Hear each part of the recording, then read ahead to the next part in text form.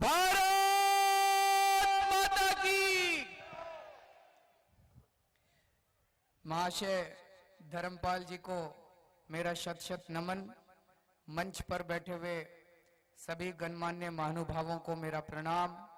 सामने बैठे हुए सभी महानुभावों को, भाइयों बहनों माताओं बुजुर्गों बच्चों को मेरा नमस्कार, मेरा प्रणाम। आज मैं अपने आप को बहुत गौरवान्वित महसूस कर रहा हूं कि आप सब लोगों ने मुझे अपने बीच में आमंत्रित किया। खासकर रैली जी को, हमारी पार्टी में सब लोग रैली अंकल बोलते हैं, चाहे कितना भी बड़ा आदमी क्यों ना हो, उसकी उम्र कितनी भी हो, सब लोग उनको रैली अंकल बोलते हैं। तो रैली अंकल ने हम लोगों को आमंत्रित किया, इसके लिए बहुत बहुत शुक्रिया, तहे दिल से शुक्रिया। आप सब लोगों से अपनी बात रखने का मौका दिया, बहुत बहुत शुक्रिया।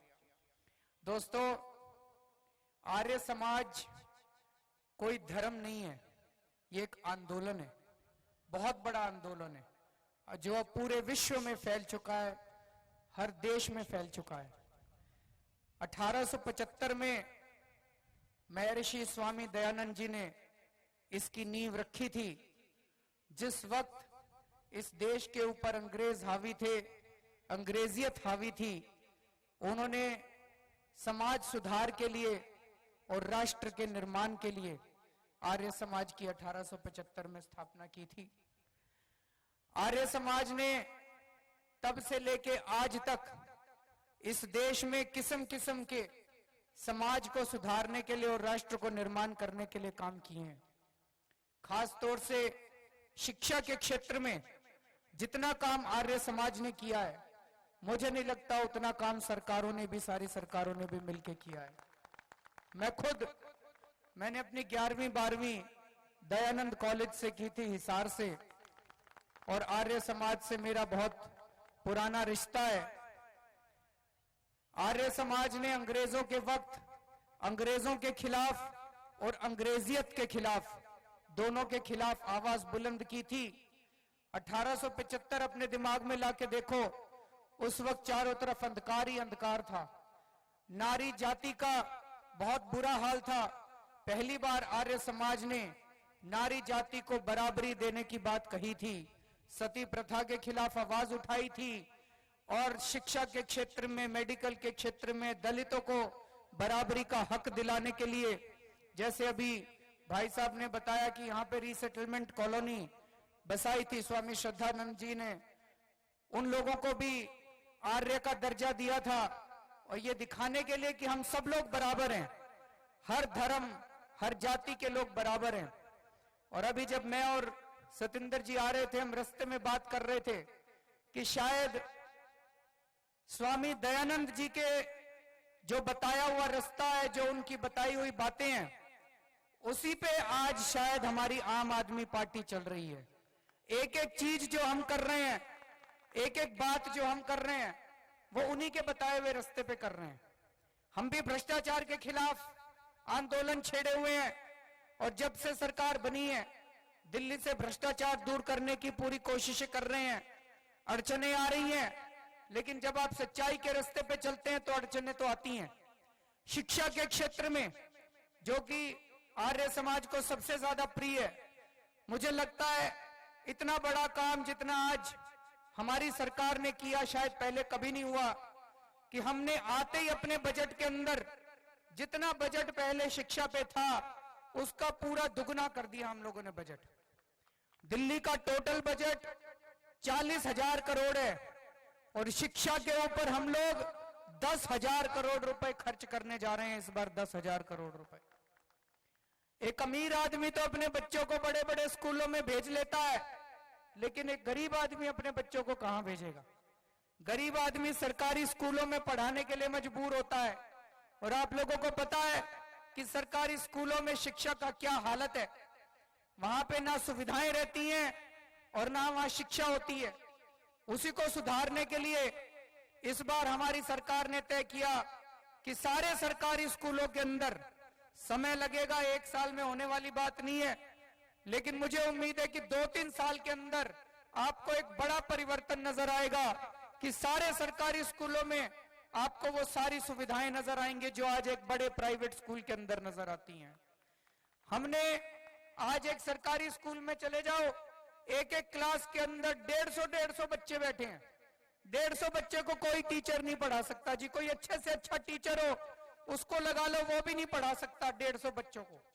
तो हमने ऑर्डर दिया है और पीडब्ल्यूडी ने, दिल्ली की पीडब्ल्यूडी ने आश्वासन दिया है, इस साल जून के महीने तक 8000 नए क्लासरूम पूरी दिल्ली के अंदर बन जाएंगे।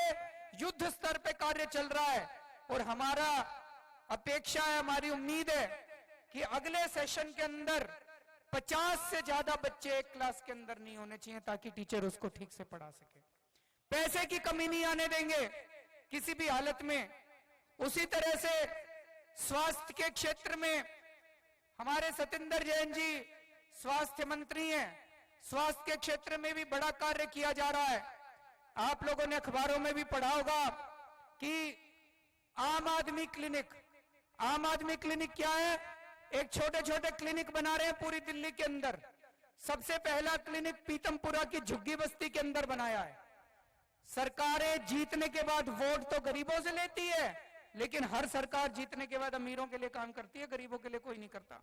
हमारी सरकार पहली सरकार है जो पहले गरीबों के लिए काम करती है, फिर अमीरों के लिए काम करती है। तो झुग्गी बस्ती के अंदर एक क्लिनिक बनाया है, एयर कंडीशनड क्लिनिक है। उसमें एक डॉक्टर बैठती है, रोज 200 पेशेंट देखती है, फ्री में दवाइयां मिलती है, उसमें 50 टेस्ट फ्री में होते हैं। वहां झुग्गी वालों से जाके पूछो, वो कहते जी यकीन नहीं होता कि हमारी झुग्गी बस्ती के अंदर ऐसा क्लिनिक आया है। अब 1000 क्लिनिक हम लोगों ने ऑर्डर कर दिए हैं पूरी दिल्ली, उसका टेंडर हो गया। पूरी दिल्ली के अंदर हर मोहल्ले के अंदर एक एक क्लिनिक आप देखोगे। 1000 ऐसे क्लिनिक पूरी दिल्ली के अंदर अब बनाए जा रहे हैं। तो स्वास्थ्य के क्षेत्र में भी बड़ा काम किया जा रहा है।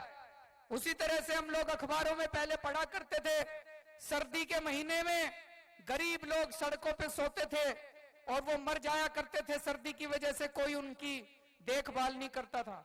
इस बार मैंने पर्सनली जाके जितने हमारे नाइट शेल्टर है उनका मुआयना किया है और एक एप्लीकेशन निकाली है कि अगर आपको दिल्ली में कहीं भी कोई सड़क के ऊपर सोता हुआ दिखाई दे, उसकी फोटो खींच के हमको भेज देना।